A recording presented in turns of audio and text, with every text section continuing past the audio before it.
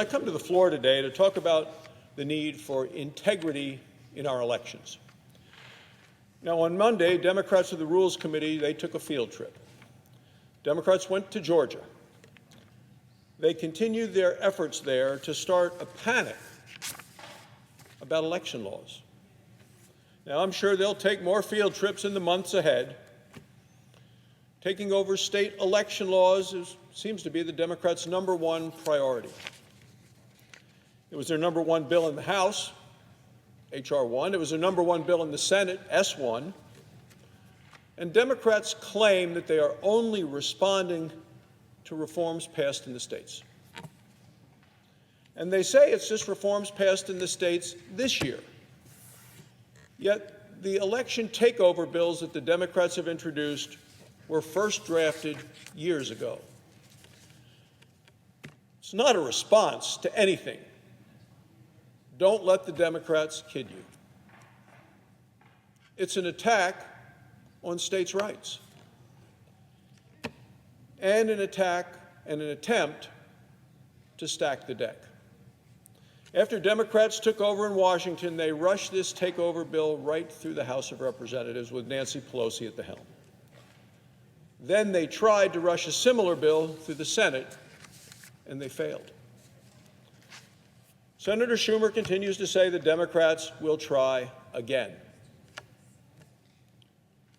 At the state level, most recently Texas, Democrats are obstructing the democratic process in order to block election reforms from becoming law.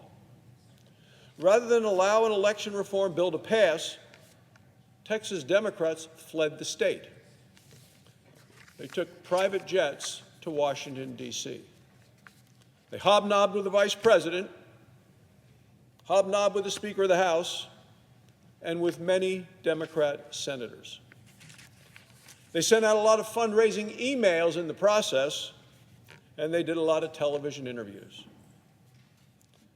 Took a lot of pictures of themselves, published them on social media, and they told everyone they were making a heroic effort.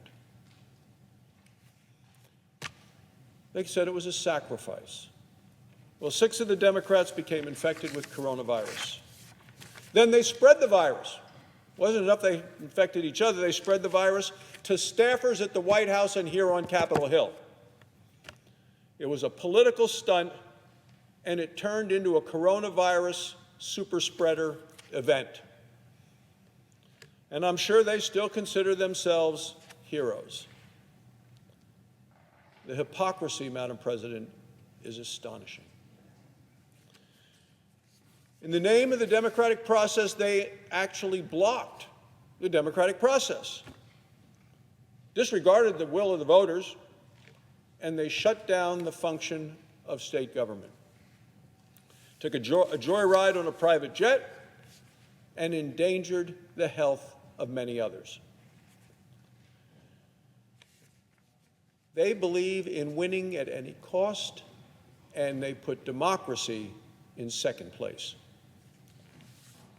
This whole stunt is not about voter rights, it's about power. Democrats are going to keep trying to keep the panic alive. President Biden went to Philadelphia last week, and he spread even more falsehoods about the law.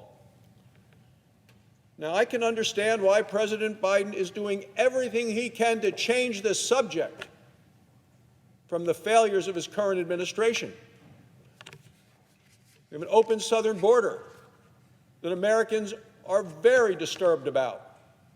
We have surging violence in democratic cities in the streets. And we have rising inflation that's hitting every family in America. Of course, President Biden doesn't want to talk about his one failure after another. So instead, he throws rhetorical grenades at Republicans, and he tells stories.